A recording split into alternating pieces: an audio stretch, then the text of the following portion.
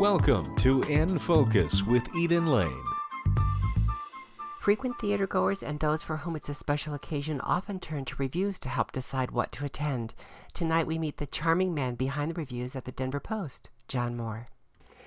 Just before we started, we were talking about your job title, and you shared something really interesting with me. You said you don't think of yourself necessarily as a critic, but more of a theater reporter. Tell me what you mean by that. That's actually what it says on my business cards, is theater reporter, because unlike the New York Times, that can have writers who review shows and also writers who write features and profile stories and do the news stories.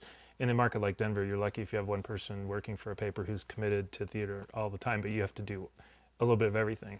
And so in the grand scheme of things, when you break it down, we review about 150, 160 shows a year, but you're also writing profile stories and you're writing news columns and blogs and doing videos and things like that. So proportionally, people think of you as a critic, but proportionally, it is a relatively small part of the job. And you didn't start out as a critic. No, I don't know anybody who ever did. I talked to other critics, and I always ask them, where'd you get your start? There is no career track to becoming a theater critic. You can't just get out of college and just go to work for a newspaper as a theater critic. Every one of us are accidental critics in some way or another. We've sort of proven our ability in other ways, and then we've just been given a chance. And if we manage to survive, they'll let us keep doing it. And you started to prove your abilities in the sports desk. I started in the sports department right out of college at the Denver Post, where my father worked for 34 years as a sports writer, and I worked there for a number of years. I went to work for newspapers in New York and Dallas and North Carolina, and came back to the Denver Post when the Colorado Rockies came into existence, and I was coordinating some of our baseball coverage. And then in 2000, I had an opportunity to switch over to entertainment, because I kind of feel like I have two sides of my brain, and I felt like it was time to activate the other side again. How did that opportunity come up for you in 2000? Well, actually, it happened because of a very benevolent boss. I had done what I had done since the day I graduated from college, and I loved it, but I was ready for a change. And just completely out of the blue, I got a job offer to work at the Washington Post doing what I was doing for the sports department at the Denver Post, and I didn't want to go, but it was a great opportunity to. So my boss said, I'd rather lose you to another department than to lose you to another paper. So they created a job for me in the entertainment department covering indie rock music for about the first 9 months. And then the longtime theater critic at the Denver Post retired, and I'll never forget this meeting. When she announced her retirement, we had a meeting with all of the staff writers of the entertainment staff, and my boss said, I just need somebody to do theater for 2 months. Does anybody know anything at all about theater who will do this for 2 months? And all these people were dodging their heads going, please don't make me do it. Please don't make me do it. And I said, I raised my hand, and I think everybody looked at me and they were like, what does the sports guy know about theater?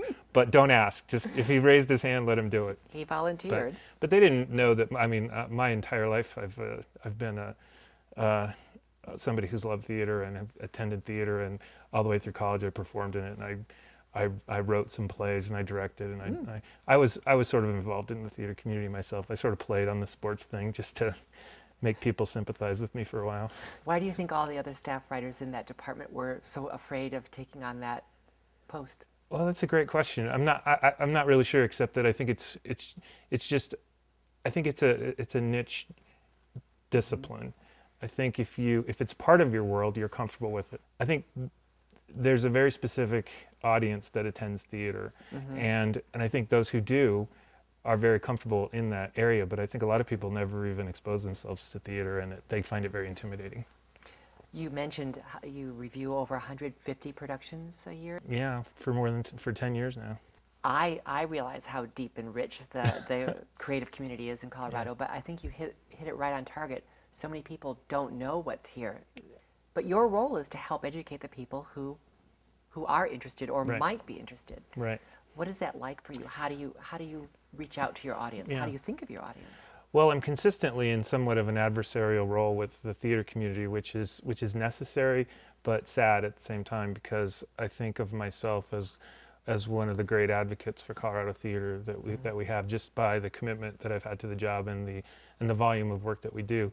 But I love the fact that I get to work at a job where I spend my entire life, in a sense, promoting and advocating for theater in Colorado, just by doing what I do. When the Rocky Mountain News was in existence, Lisa Bornstein and I used to talk about what a privilege it was to be the only two writers in Denver who were full-time committed to doing nothing but writing about theater in Colorado. That is a rarefied position, and now that Lisa's gone, I feel the pressure even more to make, because I feel like I have to work every day. I have to take the responsibility very seriously. When you think about it, Eden, how many full-time jobs are there in theater in Colorado where somebody gets a salary working for one employer and they know where their next paycheck is coming, and it's all related to the theater? There are several full-time positions at the Denver Center, and there are some at the Arvada Center, but there are very few people, I would say less than 100 people, who are people who work full-time for one employer in the Colorado theater community. And in a sense, I feel like I'm one of those people. And when I talk to actors who really struggle to pay for their health insurance, and they don't know where their next job is coming, and they're working at banks and as waiters and waitresses, and they're doing it for the love, and they're doing it for gas money, and I get paid a salary. And I feel like if I took a day off, I feel like I wouldn't be respecting the commitment to the art that they have made. The reviews are only a portion of what you do. What's your favorite part of what you do? My favorite part is writing stories that are meaningful, that have a connection to the theater community, but can be of interest and importance to the entire readership of the paper. The theater community is an entree into amazing stories. It could be stories of people the lives that they live off the stage. It could be the trials and tribulations that they're going through, but it also could be the ways that they're changing the world. And in other ways, it's the issues that a particular play presents and allows you to talk about. Maybe it's Israel and Palestine, or maybe it's a historical moment. Theater, every night you go to the theater, you're exposed to a different world, and that's a different storytelling opportunity. And so when I get a chance to talk to a playwright about what they've dedicated their lives to, and it's a subject that I know that is going to be of interest to people who read the Denver Post but don't necessarily go see the theater, then I'm opening up the possibility that they might actually come and see a play. That's a pretty great thing when people say, I never go to see the theater, but you wrote that story that was about Cesar Chavez, and I wanted to go see it, and they had a great time. You feel like you've done something useful. There's nothing like being in the room when live theater is being performed. It's very different than any other kind of entertainment. And you get to turn people on to that. Absolutely. And I get to do it 3 or 4 nights a week. I'm pretty lucky. People say, oh, that's a real grind, you know. And it can be. Especially certain times of the year when they're back to back. Sure. But I tell people, like, I go see shows and sit on my butt for 2 hours, you know. It's not like I'm doing any work. Well, since that's the part you love, and I have to say I would absolutely agree with you. That's part of why I do this show. Is I love being able to promote the work that people do and spark those conversations. What's the part that's the hardest for you to do in your capacity at the Denver Post? Oh, it's absolutely to say things in print that you know that are going to be hurtful for people to read, and I use that word really carefully when I say hurtful, because I learned this very early on, how careful you have to be to say what you have a responsibility to say, realizing that it's not necessarily going to be what a particular artist or creative or theater company wants to hear.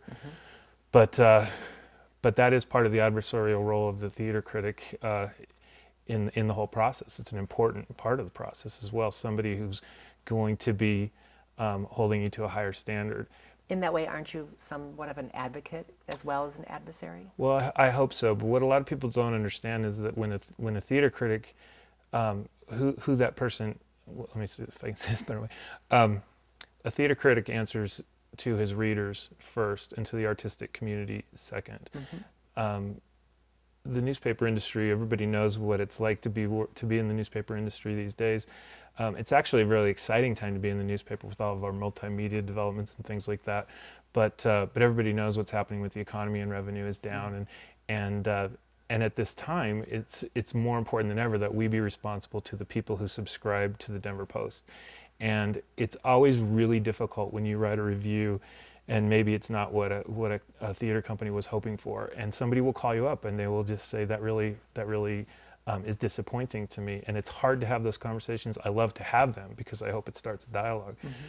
But as hard as those conversations can be, the most difficult calls to take are those people who are subscribers to the paper, and they say, I read your review of a certain play and I went to go see it, and I just want you to know I majored in theater and I only get to go to theater twice a year, and I went to go see that play, and why did you send me there? Because they, you know, and our interpretations to art are very individual and subjective, and so I don't say just because somebody didn't have a great time of it that they're necessarily right or wrong. There is no right or wrong. But sometimes you might know that you've just gone a little bit soft. And it's just easier sometimes to err on the side of being kind. But then especially when you see the same creative people over and over again. But sometimes being kind has a catch.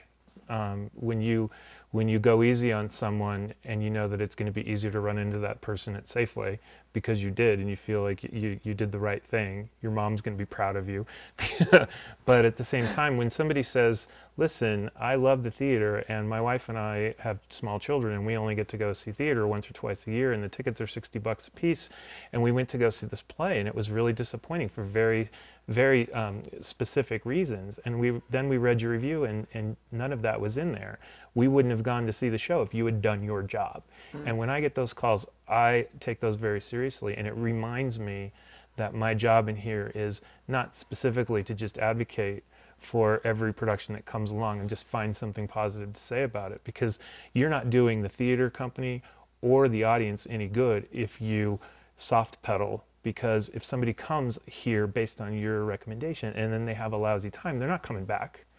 And they're not going to respect your opinion ever again for that reason. But sometimes when you say a tough thing and somebody says, well, I think I might skip that, you've done, in some ways, you've done a favor to both parties, because they might give the next play a chance when you have a more positive notice, and then if they go see that play that's sort of been given a stamp of approval, then maybe they'll be more likely to become lifetime theater goers. But people go see a bad play and they're not going to come back. The reverse of that coin is you often can be a champion for really good work that might otherwise go unnoticed. What is that like for you? Oh, it's incredibly thrilling. I always take a great deal of pride in trying to see as many different theater companies as I possibly can during a year. There are certain companies that you're going to see everything that they do, but I think last year I saw more than 60 different theater companies around the state. And isn't that amazing? Colorado has that many theater companies here? It's really amazing. When I tell people that we have more than 100 theater companies that have produced at least one play in the last year, not only do people who don't live in Colorado not believe me, but a lot of times people who live in Colorado don't believe me. And then I produce the numbers, and it's an amazing group of artists who are producing at a very high rate. And so you want to spread yourself around. And so I go see as many of these theater companies as I can.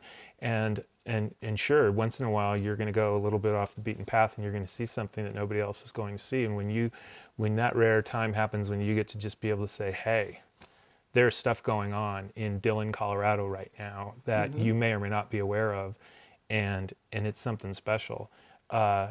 You do get to sort of sit back and enjoy the phone call that comes in and says, we sold out the next night because of your review. That feels good. Recently, I think it was in October, you wrote an article that described somewhat of what we're talking about, about the subjective nature of the review and why it's so rare that you would give 4 stars and the way people react to that. What prompted you to write that article? What did prompt me to write that article? Oh, that was in response to a production of Rent at the Town Hall Arts Center. But it could have been any production. It really could have been. I have found consistently over the years that when you really like a play and you give it, say, 3.5 out of 4 stars, in a strange way that creates more antagonism than a 1.5 star review does, because for different reasons. I think when a production is that close to being at the highest level, sometimes those in the production think that they've they've really nailed it. And they think, maybe this is the time we get the 4 stars. And when they see the paper and they only get 3.5, sometimes there's a natural, I think, some sort of a backlash to that. Like you should not be so stingy with your 4 stars. But I think 4 stars should really mean something. I think there is a definite place in Denver and in any theater community for writers and advocates who sing the praises of shows that they go to see almost to an exclusive extent. Mm-hmm. But I think that when you work for the Denver Post, if all you ever did was just find the nice thing to say about every show, I've said this before actually, my mom used to tell me when she was alive, when I just started this job, she was still alive, and she used to always tell me that just find the audience for each play and write that review to them, which is really good advice, and it makes for a lot of friends.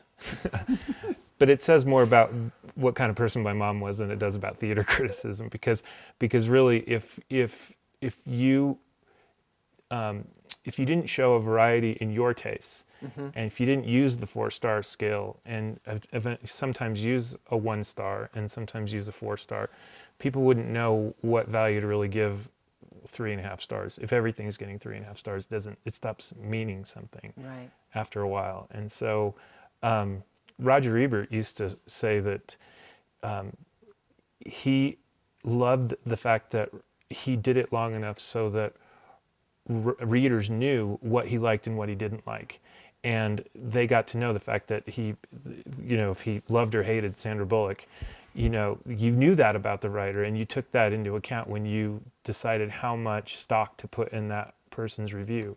And I kind of like that. There's something to be said for some longevity where you get to a point where people understand your tastes a little bit. They might see my review and see that it's kind of tough, but then they'll say, oh, but he hates this. But he hates like this kind of stuff. And if he hates it, I might like it. And you've actually done your job. You've done a service by doing your job that way.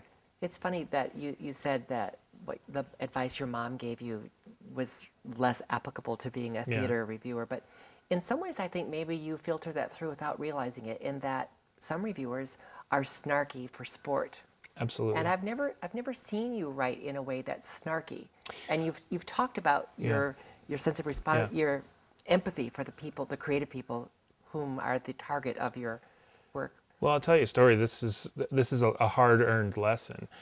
When I started writing about theater in Denver, I thought I was going to be a breath of fresh air. I was not going to try to be a New Yorker kind of intelligentsia critic with a PhD and try to make it seem like I'm smarter than everybody with every single review, and I'm just going to dazzle you with my intellect.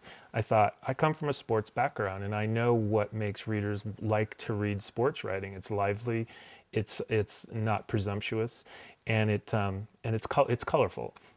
And I thought, wouldn't it be fun if you wrote about theater but approached every single review, no matter how serious the material was, and just one time tried to get a laugh out of the readers. This is not Egypt. This is theater, right? Mm-hmm. So but very early on I realized that you have to be very careful about that. I'll tell you that there was a production in Boulder at the Nomad Playhouse, and it was a not very successful production, and there was an actor who was walking around on the stage the whole time in a 2-person play, not connecting with the other person that they were talking to. It was like they were afraid to make eye contact, and they kept looking up into where the lights are.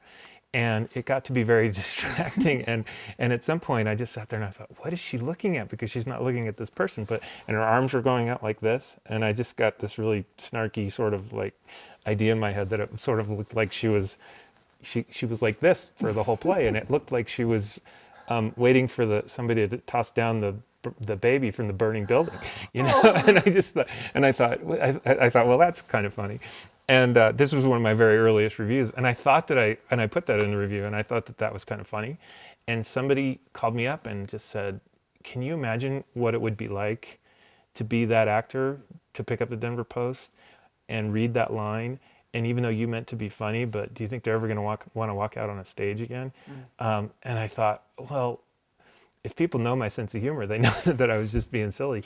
But I thought, that's a really great point. And I thought, I am going to have to really rethink the way I approach the writing of these things. I still want to have a lighthearted approach, but I thought, I never, ever, ever want to do this at anybody else's expense. I mean, I want to have a lighthearted attitude about it, but if it's ever hurtful, then that's not why I'm in it for. You're absolutely right that there are writers around the country who get into theater and other forms of criticism to make a name for themselves and to be as cruel as they can possibly be, because that gets them more attention.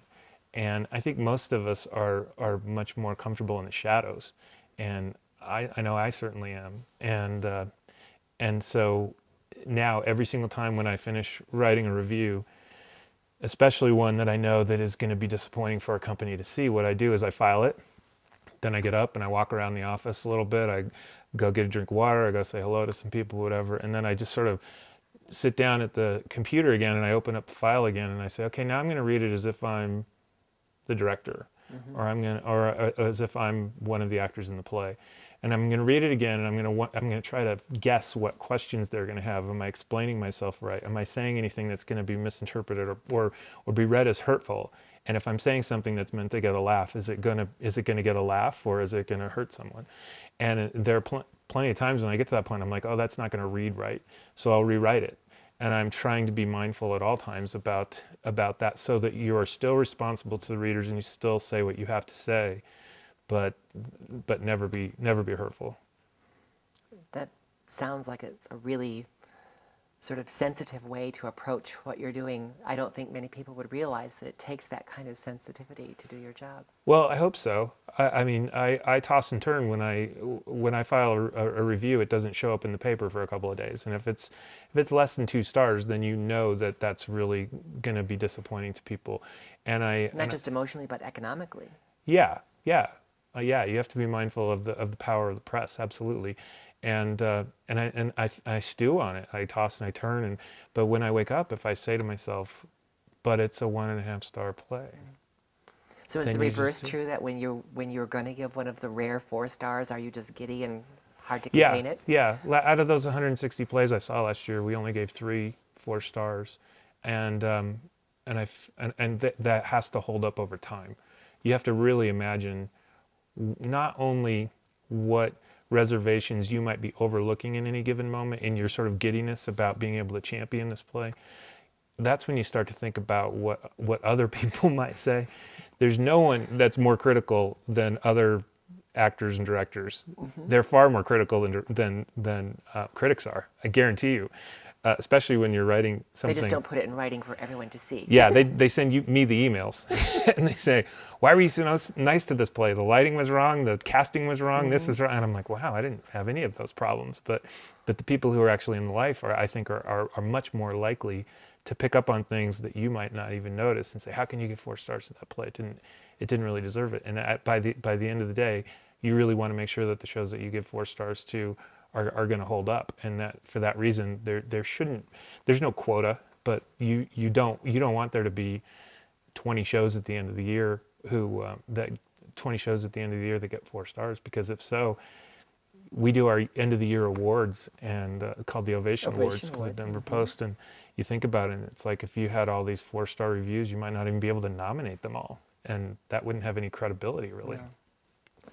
So if someone has just moved to Denver, or if they're viewing this program, it's not very likely that they don't go to the theater at least occasionally. But suppose they're not that familiar with the theater in Colorado.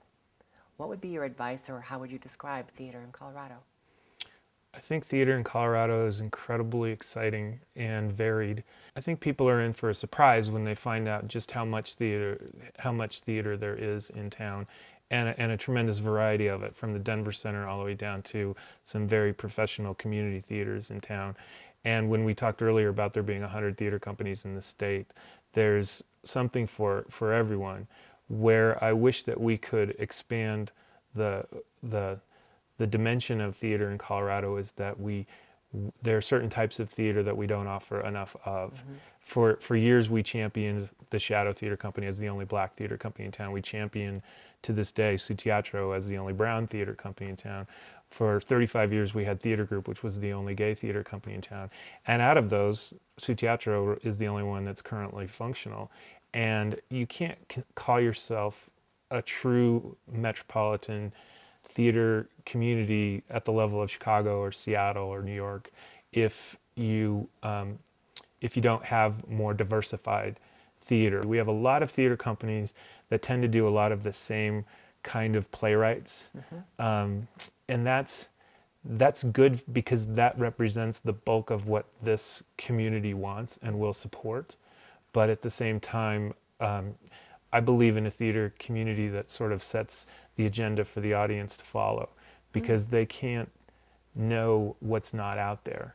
And I wish we just had a wand that we could place over the theater community so that we had more resources and more of an ability to take risks, so that these really talented artists that we have here could try some different things and know that we have an audience that would go along. But in these economic times, you have to stay alive first. Yeah. And as every theater company has faced over the past 10 years, right now, I think it's about keeping your doors open. The fact that you've stepped out of the shadows for us today to come in and talk to us is long overdue. I'm so glad that you're finally able to come and be on my show, and I appreciate the time it took for you to do this. Thank you so much. Thanks for having me. Now, you know what this means, though. Now that I've been on your show, you have to be on my silly little video podcast. Absolutely. All right. Absolutely. Turnabout. That's all for this edition. Remember to join us on Facebook and Twitter. With all that Colorado has to offer, we're here to help you keep it in focus. Thanks for watching. Good night.